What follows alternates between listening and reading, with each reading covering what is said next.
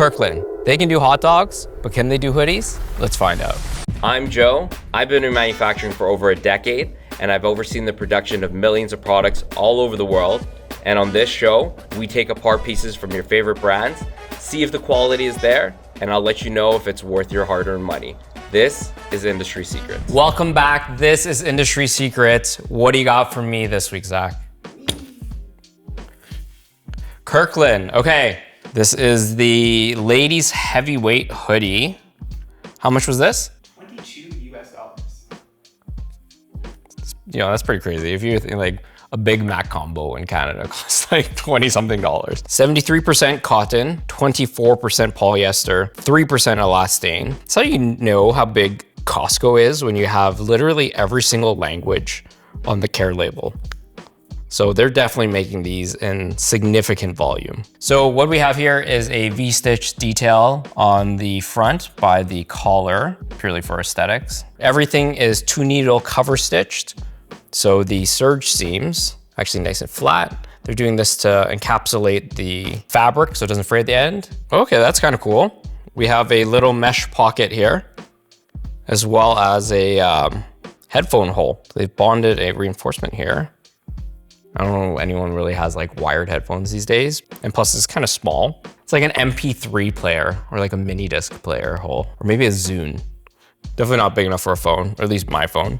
But it's a nice little added touch. This actually happens a lot in fashion where if you're moving something in high volume and you've been producing a specific design, sometimes since the 90s, and sometimes the program's just such a big program, you just keep running it and they don't make changes to update the design. So is a headphone slot really necessary in today's day and age? Probably not. But depending on how much volume they've been running on this, I would not be surprised if there's something that's been carried over. I would have probably just had a mesh pocket so you can use it for your change and everything, but didn't really need that headphone hole there. Save a little bit of cost. We have everything, again, 2-needle cover stitch. This is a 3-panel hood. They've lined it with the same fleece fabric. So this can be a fairly warm hood in winter. A lot of times when you are creating hoods for garments and a lot of hoodies, you have several options. You can either have a 2-panel hood where there's one seam down the center. It's not as easy to create a hood that kind of goes around the head well when it's a 2-panel hood, just because you're taking 2 flat pieces of fabric and trying to wrap it around a cylindrical spherical object. By having a 3-panel hood, you're able to conform to the head a little bit better. And then typically on the inside, you're going to have a single jersey knit. So it's something that's a little lighter weight, but in this case, they went with the same fabric. So this is going to be a very warm hood. We have some neck tape. Typically, you're putting neck tape to kind of reinforce the back seam so it sits nice on your neckline and stiffens the seam. I would say for this particular garment, looking at the weight and everything, this is more decorative than anything. And they really cut it right here, just at the end of the hood so that you can see it in stores, but typically you could carry it down further over to the shoulder seam. And then we have a gross grain label here, the Costco hang tags. We have a rubberized care label here. Let's take a look at the inside. Here you can actually see the seam details from the mesh pocket.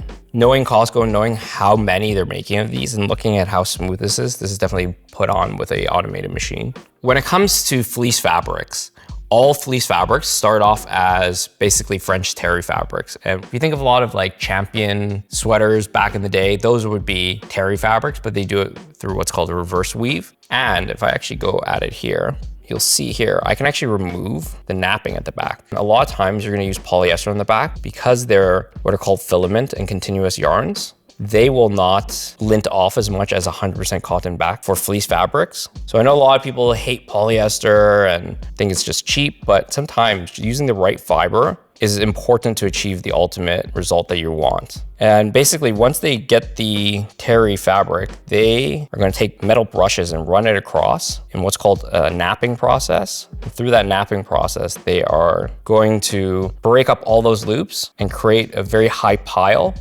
And then they just cut it to the height that they want. So you see here, I've actually started removing some of the fleece, and these would be the loops of the French terry back here. And then this is the face fabric over here. Now you know, all fleeces start off as French terries. How does that compare You know, it's different. I would say it's not gonna lint off as much as the Fear of God pants. It's definitely gonna be a lot warmer. Because it's not a 100% cotton terry, I can't give a 1-for-1 comparison. But is this fabric something that's going to last a lot longer? 100%. Looking at this here, lots of loose threads. I think that when you look at that, this is something that, one, it is a fleece, so it's more easily hidden. Two, however, I think there's a certain expectation of the quality of a garment you're gonna get for $22 from the opposite side of the world. When it comes to manufacturing, a lot of people think that everything costs $1 when it's made overseas, and that's just not the case. So you'll see here at the back of the cover stitch, you actually have excess looper threads here where they join, and that means that the needle thread, which is actually going to be holding these down, didn't get run through. So that's why you have all those extra ones there. Overall, the workmanship is okay. Definitely nothing special here. Oh, this is actually a cool, interesting detail. So when it comes to a cover stitch, you're gonna have these two lines here, and that's what's called a cover stitch. And on the back, you have the looper threads. And in this case, they're actually using a texturized yarn. Think of it like frizzy hair. When you're actually able to pull it straight, you get a little bit of stretch naturally in the yarn itself, and it's a little softer against the skin, in this case, your face. Actually, I have some thread here. Let me show you the difference. This one, you'll see here, there is no stretch in this. And then here, this is what's called a texturized thread. Typically, what they'll do is they ultrasonically weld them every so often. If I actually were to grab the thread here and I were to stretch it, you see there's a lot more stretch just by straightening out those fibers. So by using a texturized thread here, you're able to get something a little softer on the skin, and you're able to get a little bit more stretch in that seam. And overall, that's it. Again, lots of loose threads. Seams aren't the straightest.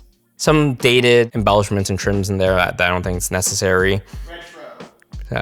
Retro. So next up, I'm actually gonna cut this up. I'm gonna give you a little more details of how this garment is constructed. I think it's gonna be really cool when I open up the hood. I wanna show you the seam details here. But before we do, be sure to like, comment, subscribe. Joe from the future here. Thanks so much for 50,000 subscribers. This past year has been quite the journey, and I'm thankful to have everyone here along with us. I'm back from 3 weeks in China. I have a lot of work to catch up on, but we are doing that development center tour very soon. Back to your regular scheduled program. Let's get into it here. And you actually see in here, this clear bit, this is what's called Mobilon. And you put this to stiffen seams to prevent a lot of stretch. So that way, when you have a lot of things in the pocket, you're not going to be putting a lot of stretch into the actual thread and seam itself, because this is in there and it's encapsulated to stiffen it up. They have elastin in the ribbing, but because they don't have elastin in the main body fabric, if you don't put a immobilizer in there, basically stop the stretch of the seam, what's gonna happen is as people put heavier and heavier objects in there, this is still gonna start stretching out, and they're gonna get a very like sad, droopy front kangaroo pocket. These are heat sealed on, and then you have a little blade that just cuts the inside of it. You can see this is actually like a little bit burned, the blade that cuts through. It bonds the fabric edges. Because they place this on both and then cut through the fabric, it's basically melted the fibers, so it'll stop it from fraying further. If they just basically went like this and they cut a hole in the fabric, you're gonna have this as your edge, and then as you push things in and out, this is just gonna start to spread. So by doing this, you basically allow a penetration of the garment, but it stops it from spreading for the most part. Let's actually take off the hood next. So you see here, when it comes to the hood itself, there's 6 panels here. There's the inside, and then there's the outside. They're using this little heathered blue piece of fabric to probably just easily identify which panel goes where. You're gonna have somebody sewing all these hoods together. They're gonna have a pile of hoods, and then another station's gonna come and join them together. If you're making these in the hundreds of thousands, which I assume they are, and somebody has to spend, even 10, 15, 20 seconds to identify which part goes where, that's gonna massively slow down the process. And when you're pumping things out at this volume, every single second counts when it comes to manufacturing. So somebody in the manufacturing process suggested to probably put this in And something you'll never notice on the inside of the fabric, but it helps identify which piece goes where so you can speed up the production. So you see here, I've actually removed the cover stitch here. There's all this texturized yarn, boing, boing, boing. And the way you're actually gonna construct this here is you're going to put this through a serger, which is gonna join the two panels here. In this case, they actually put Mobilon in here as well. Anywhere you don't want the fabric to get very loose, you're gonna put that to make sure that you actually can't overstretch that. Is this the most cheap way you can make a garment? Definitely not. You can probably execute a hoodie much cheaper. Is it the most innovative hoodie I've ever seen? Absolutely not. But they've taken additional steps to hopefully have this as something that will last quite a bit. When you're looking at the fabric itself, its only job is to get to the side of the head and conform just a little bit. To have this wrap around a round object, you can see how it's not going to actually drape or conform to the head that well because it's quite thick. So you're going to be able to execute a much better fitting hood by splitting it into 3 pieces. When you're looking at this fabric, the center piece of fabric, its entire job is carrying the weight of the hood and the body and basically helping it conform to your head. Fabric is actually going to stretch more across the grain. So you're able to have it kind of sit on the head, and having the seam on both sides of the head, you're able to actually have it sit quite nicely and carry the weight and distribute that weight evenly of the hood, which is quite heavy, along the entire head. So that it doesn't feel too heavy. You go at the sleeve here.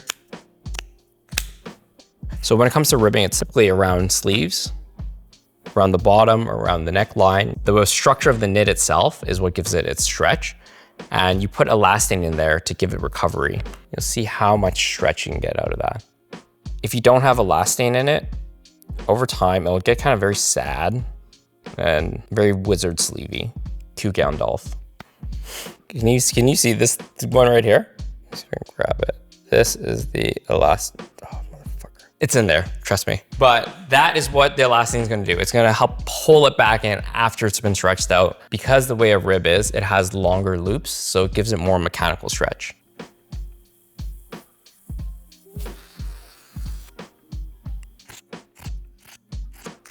Then, we have a vest. Break this seam apart here. Then here is the V-stitch triangle, in the industry otherwise known as the Dorito. There's all the panel pieces you need to actually make this Kirkland heavyweight hoodie. So you have your front body piece with a pocket this size. It makes me really feel like this was designed for an MP3 player. And when they originally pitched this concept, they're probably like, and you can put an MP3 player in it. And the headphones run inside. It was probably pretty hot for that sales pitch, but this day and age, you can absolutely eliminate that. Up next, let's see what the GSM is of this fabric, and then I'm gonna tell you what I think this costs to make and give it its final score. All right, let's see what the GSM is.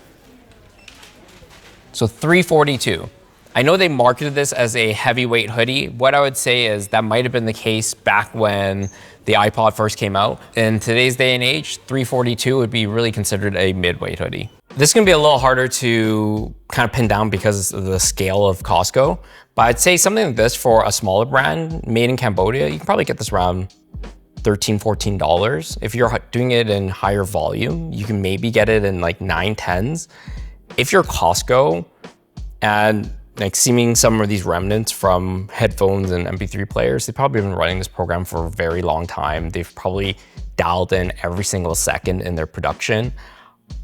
It's gonna be very hard for me to actually guess what this costs to make, but under $8 or $9 in my assumption. So with that in mind, let's go to the final score of this. When it comes to the fabric itself, it's not something that is amazing by any means. I think it gets the job done. And I think a large part of this hoodie itself is it gets the job done. I'm gonna give it a 6 out of 10. So when it comes to the workmanship itself, there's a lot of loose threads. There's a lot of seams that are kind of like quite wonky. I'm gonna give it a 5 out of 10. When it comes to the design, if we were to take this back to 2006 with this dedicated iPod pocket with matching color details, definitely a 15 out of 10. I think what happened here is that the brand pitched this program to Costco quite a long time ago, and they've just been running the same program since, because this makes absolutely no sense. They bar tacked the pockets, they did the cover needle stitches. They've taken the time to design a garment that's gonna last longer than a very basic, cheaply made hoodie. So that's probably why they've been running this program for so long. And because of that, I'm gonna give it a 7 out of 10. For value, I mean, it's a $21 hoodie. If you really don't care about style or brands and you just want something that is gonna keep you warm and get the job done, $21, like that's a Big Mac combo here in Toronto. So I'm gonna give it a 9 out of 10. Okay, for some reason we forgot to film the final score, but here's your final score. Thanks again for coming on this journey with us. Don't forget to like, comment, subscribe, and see you next time.